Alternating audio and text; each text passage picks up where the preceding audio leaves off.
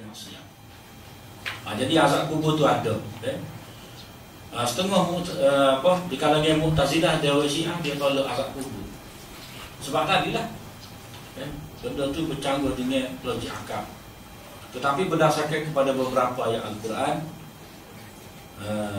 dan juga hadis Nabi SAW, siapa tahap mutawatir tu, mutawatir maknawi lah, maknanya dalam azab kubur ni disebutkan dalam hadis Nabi dalam berbagai keadaan. Nabi berlindung daripada azab kubur, Nabi jawab pertanyaan Aisyah bahawa ada azab kubur, Nabi pacak lupa tambah pada kubur tu. Jadi satu perintah Nabi supaya jaga kecil tu, istanzahu minal baul, fa inna amata azabil qabri minal baul minhu, fa inna amata azabil qabri minhu.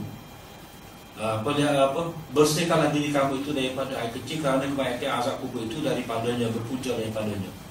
Jadi hadis-hadis tentang azab kubur ni memang sabit secara mutawatir, walaupun tidak secara lafaz tetapi secara makna ada. Dalam ayat Quran pun ada, an-naru yu'raduna 'alaiha wuduwan wa 'ashiyyan wa yawma taqumus sa'atu adkhilu ala fir'auna ashadda al-'adab. Mereka didedahkan kepada api neraka, bahan api neraka pada waktu pagi dan petang. Mana di dedah, mana tak bakar lagi dedah. Dan pada hari kiamat mereka dimasukkan pokok pengikut Fir'aun itu dalam azab yang lebih dahsyat lagi, yang lebih berat lagi. Mana ditunjukkan pagi dan petang tu ditunjukkan azab lah. Jadi tak bakar lagi. Tapi ditunjuk pada mutu kata pada waktu tak ada azab lah, sebab tunjuk saja. Tunjuk ni tak bakar. Bakar tu dah bawa azab. Dia kata, Mu'tazilah kata, baru tunjuk tak bakar lagi. Bakar tu lah baru azab. Maknanya sekadar tunjuk tidak azab lagi. Kita kata tunjuk pun azab je. Apa dah? Pakai colek colek kidnap lah. Mana kita dengar suara tu, kita dengar suara, mana orang itu teriak, kita rasa mana terseksa dah. Mana azab ni tak nanti kena tubuh, mana nampak depan kita pun kita rasa tu. Jadi kalau kira di dekat dengan api pun azab tu, walaupun tidak dibakar lagi. Kalau tidak tak kira bomba. Saya tengok bomba lawan api kuat. Saya dia Mungkin kena masuk tu apa kan? Tak. Azab dah tu. Jadi dipertontonkan itu pun azab juga. Macam juga orang mimpi. Mimpi tu mimpi kena nampak kau lima. Peluh kalah. Sedangnya nyawa. Mana azab tu. Walaupun kita kata tubuh di situ, tapi ruh gilai. Jadi maknanya benda azab kubur ni tidak mustahil. Lepas tu ayat yusabbitullahu alladhina amanu, itu Allah SWT memberi keteguhan kepada orang yang beriman untuk menjawab soal munkar nakir, dengan qauli sabit. Qauli sabit itu dengan ucapan la ilaha illallah. Ini berkenaan dengan soal munkar dan nakir. Orang beriman dapat jawab. Daripada ayat ni jugalah kita boleh berdalil dengan ada azab kubur. Itu lagu mana? Orang teguh iman dia dapat jawab. Tetapi orang yang tak ada iman ni, dia tak boleh nak jawab. Ia seksa. Kita kalau dalam biasa dah tak boleh jawab biasa. Beratkanlah. Azab. Maknanya keadaan tak boleh jawab tu pun satu seksa. Mana kita boleh rasa dah lah kita dunia ni. Wa kullu syai'in zakarahu ulama bil farisiyah min sifatillahi azza ismuhu fajaizul qawli bihi siwa liyad bil farisiyah wa yajuzu an yuqal ayuqala barui huda, barui huda, azza wa jalla bila tasbih wala kaifiyah. Setiap sifat Allah yang maha tinggi namanya yang disebutkan oleh para ulama dalam bahasa Farsi dengan bahasa Farsi, maka itu harus dikatakan begitu. Maknanya dari segi perterjemahan sifat-sifat Allah Ta'ala dalam bahasa kita ni, contoh pada bahasa Farsi, sebab Imam Abu Hanifah dia lingkungan Kufah tu oleh Farsi, maka itu harus dikatakan begitu kecuali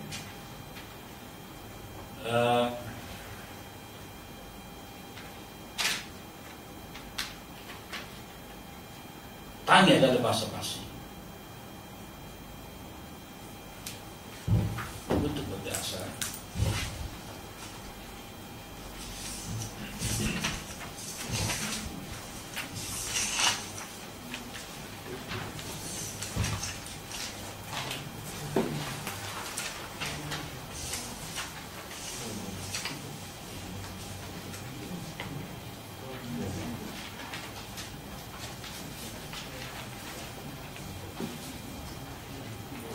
Setiap sesuatu yang ulama sebut dengan bahasa Farsi daripada nama Allah Ta'ala, mana dia menterjemahkan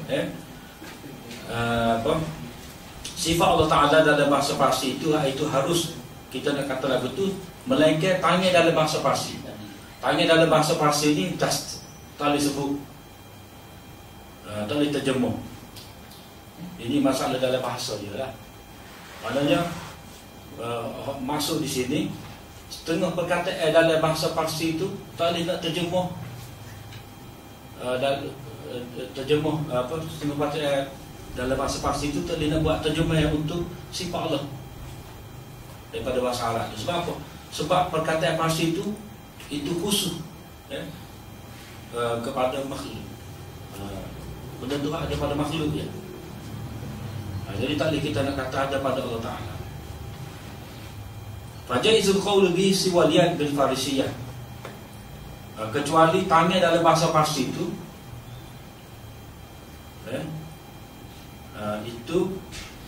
tidak boleh. Kalau boleh. Wa yajuzu an yuqala baru khuda, harus nak kata baru khuda, ini wajah Allah. Tetapi bila tasbih, tanpa tasbih.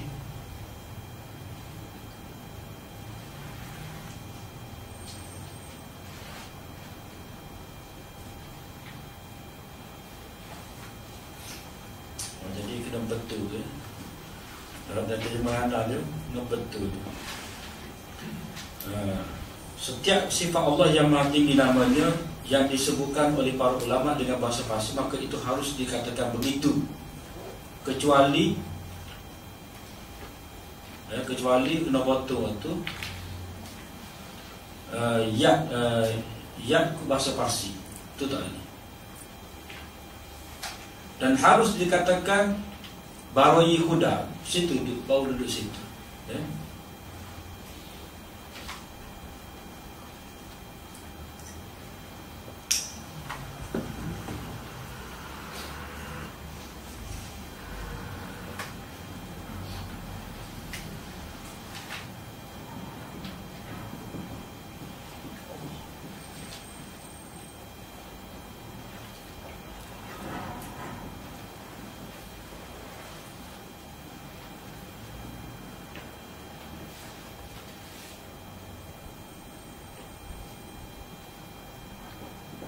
Kecuali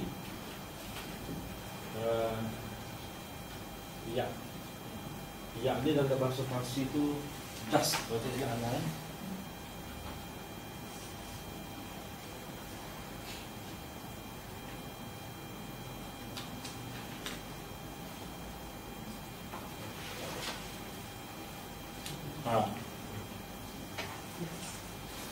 Das budaya ni tak ada.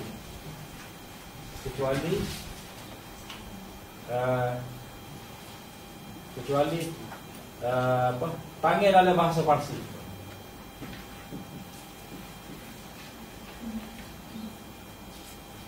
Tak boleh. Iaitu je. Das budaya. Boleh tak boleh? Tak boleh terjemah. Tak boleh terjemah. Ya Allah Ta'ala tu, ya tu tak boleh pergi kepada Khalid, tak boleh. Tapi Barai Khuda tu, Ruyi bukan Barai, Ruyi Khuda ini harus. Sebab dia apa? Maknanya wajib. Sebab Allah Ta'ala cukup wajib. Tapi perkataan tangan dalam bahasa Parsi itu memang khusus untuk makhluk. Maksud dia.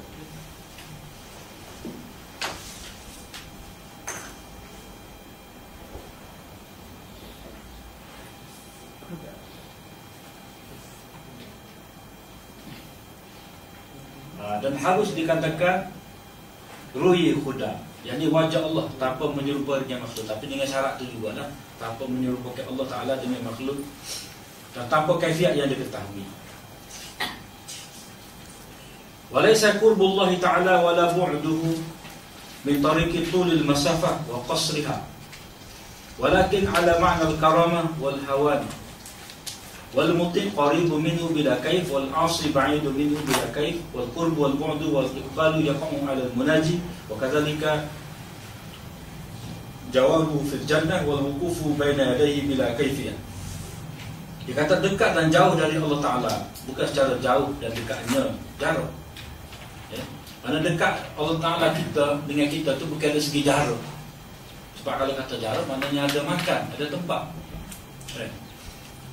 Tetapi dengan makna karamah, kemuliaan dan kehinaan. Maknanya Allah Ta'ala dekat dengan orang mukmin, mana Allah SWT memberi kemuliaan kepada orang mukmin. Allah SWT jauh daripada orang kafir. Allah SWT memberi kehinaan kepada orang kafir. Orang yang tak dekat dengan Allah SWT dan orang derhaka jauh dari Allah Ta'ala tanpa kaifiat yang diketahui. Lalu mana jadi dekat tu tak tahu. Tak. Jauh dekat dan menghadap iqbal, mana kita menghadap Tuhan itu berlaku kepada orang yang bermunajat. Itu boleh tengok situ lah, nombor 72 tu. Demikian juga dekat hamba dengan Tuhannya dalam syurga dan berdiri di hadapannya tanpa kaifiat yang diketahui. Mana kita boleh tengok Allah Ta'ala dekat dengan kita, tak ada di hadapan kita tu tak tahu kaifiat dia. Maksudnya. Jadi azab kubur tu ada. Setengah di kalangan Mu'tazilah dia orang Syiah dia tolak azab kubur. Sebab tadilah benda tu bercanggah dengan logik akal. Tetapi berdasarkan kepada beberapa ayat Al-Quran dan juga hadis Nabi SAW, sampai tahap mutawatir itu, mutawatir maknawilah, maknanya dalam azab kubur ni disebut dalam hadis Nabi dalam berbagai keadaan. Nabi berlindung daripada azab kubur, Nabi jawab pertanyaan Aisyah bahawa ada azab kubur, Nabi pacak pertama pada kubur tu. Jadi perintah Nabi supaya jaga kecil itu istanzahu minal baul, fa inna amata adzabil qabri minal baul minhu, fa inna amata adzabil qabri minhu.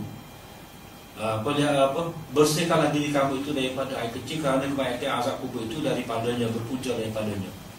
Jadi hadis-hadis tentang azab kubur ni memang sabit secara mutawatir, walaupun tidak secara lafaz tetapi secara makna ada. Dalam ayat Quran pun ada, an-naru yu'raduna 'alaiha wuduwan wa 'ashiyyan wa yawma taqumu as-sa'atu adkhilu ala fir'auna ashadda al-'adab. Mereka didedahkan kepada api neraka, bahkan api neraka pada waktu pagi dan petang. Mana di dedah, mana tak bakar lagi dedah. Dan pada hari kiamat mereka dimasukkan pokok pengikut Fir'aun itu dalam azab yang lebih dahsyat lagi, yang lebih berat lagi. Mana ditunjukkan pagi dan petang itu ditunjukkan azab lah. Jadi tak bakal lagi, tapi ditunjuk pada mutu kata pada waktu tak ada azab lah. Sebab tunjuk saja, tunjuk ni tak bakal. Bakal tu dah bau azab. Dia kata, Mu'tazilah kata, Baru tunjuk tak bakar lagi. Bakar tu lah baru azab. Maknanya sekadar tunjuk tidak azab lagi. Kita kata tunjuk pun azab dah. Apa dah? Pakai colek colek kidnap lah. Mana kita dengar suara tu, kita dengar suara. Mana orang tu teriak, kita rasa mana? Terseksa dah. Mana azab ni tak nanti kena tubuh. Mana nampak depan kita pun kita rasa tu. Jadi kalau kira di dekat dengan api pun azab tu, walaupun tidak dibakar lagi. Kalau tidak tak kira bomba. Saya tengok bomba lawan api ke mana. Saya dia bomba pernah masuk ke apa kan? Tak. Azab dah tu. Jadi dipertontonkan itu pun azab juga. Macam juga orang mimpi. Mimpi tu, mimpi kena nampak kelima. Peluh kalah. Sedangnya mana azab tu. Walaupun kita kata tubuh di situ tapi roh hilang. Jadi maknanya benda azab kubur ni tidak mustahil. Lepas tu ayat yusabbitullahu alladhina amanu itu Allah SWT memberi keteguhan kepada orang yang beriman untuk menjawab soal munkar nakir dengan qauli tsabit. Qauli tsabit itu dengan ucapan la ilaha illallah. Ini berkenaan dengan soal munkar dan nakir. Orang beriman dapat jawab. Daripada ayat ni jugalah kita boleh berdalil dengan ada azab kubur. Itu lagu mana? Orang teguh iman dia dapat jawab. Tetapi orang tak ada iman ni dia tak boleh nak jawab. Ia seksa. Kita kalau dalam biasa dah tak boleh jawab biasa. Berat kalah. Azab. Ia. Maknanya keadaan tak boleh jawab tu pun satu seksa. Mana kita boleh rasa dah lah dalam dunia ni. Wa kullu syai'in zakarahu ulama bil farisiyah min sifatillahi azza ismuhu wa jaizul qawli bihi siwa liyad bil farisiyah wa yajuzu ayuqala barui huda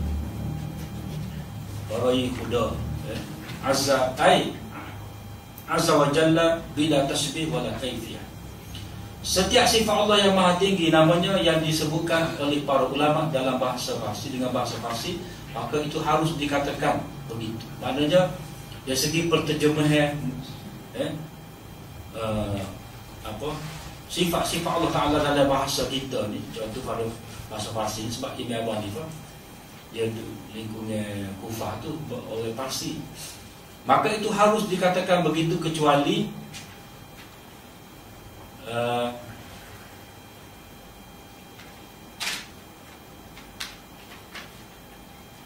tanya dalam bahasa Farsi. Untuk berbiasa.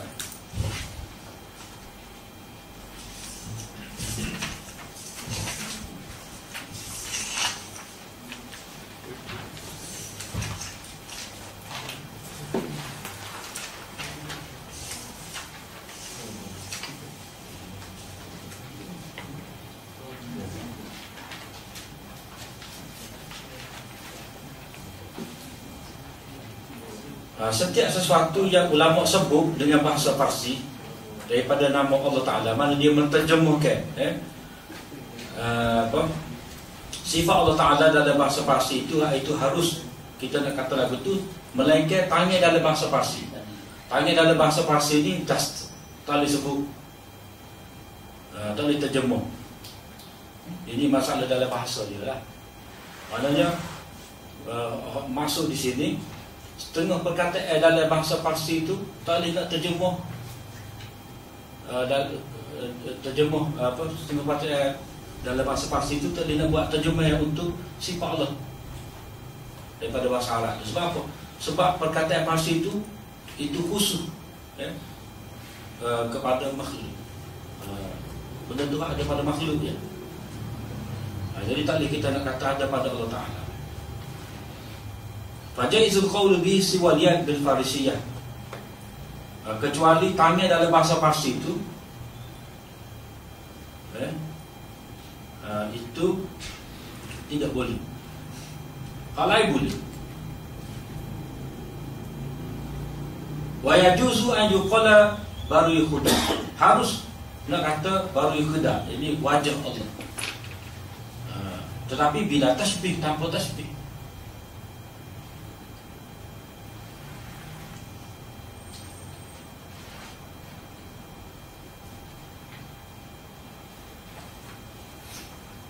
Jadi kena betul ke? Dalam terjemahan ada kena betul. Setiap sifat Allah yang maha tinggi namanya yang disebutkan oleh para ulama dengan bahasa Parsi, maka itu harus dikatakan begitu, kecuali kena betul itu ya bahasa Parsi itu tak ada. Dan harus dikatakan baroi huda, situ duduk, baru duduk situ.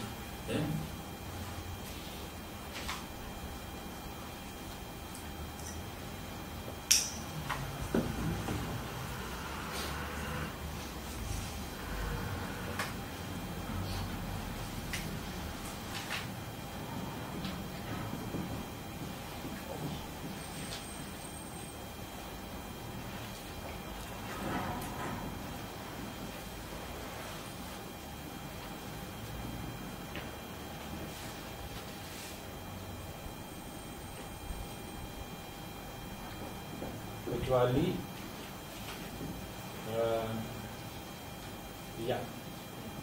ya ni dalam bahasa Parsi itu das, kalau tidak lain.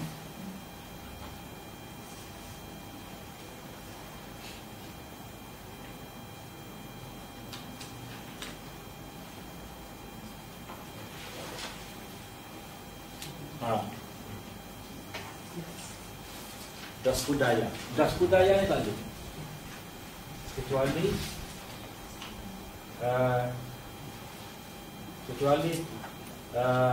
panggil dalam bahasa Parsi.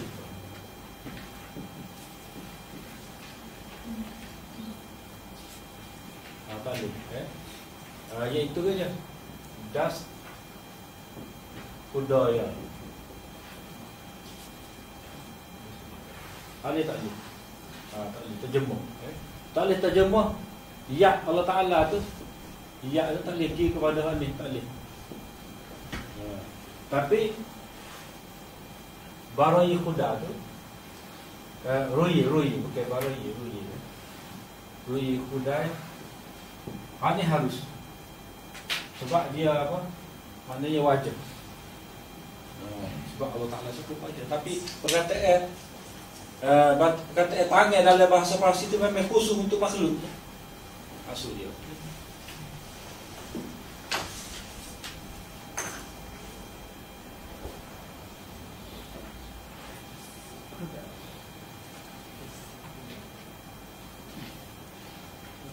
Dan harus dikatakan ruhi khuda, yakni wajah Allah tanpa menyerupai dengan makhluk. Tapi dengan syarat itu juga lah, tanpa menyerupakan Allah Ta'ala dengan makhluk dan tanpa kaifiat yang diketahui. Walaysa qurbullahi ta'ala wala bu'duhu min tariqi tulil masafah wa qasriha, walakin ala ma'na al-karamah wal hawan wal muti' qaribu minhu bila kaif wal 'asi ba'idu minhu bila kaif wal qurbu wal bu'du wal iqbalu yaqa'u 'ala al-munaji wa kadzalika jawabu fil jannah wal wuqufu baina yadayhi bila kaifiyah.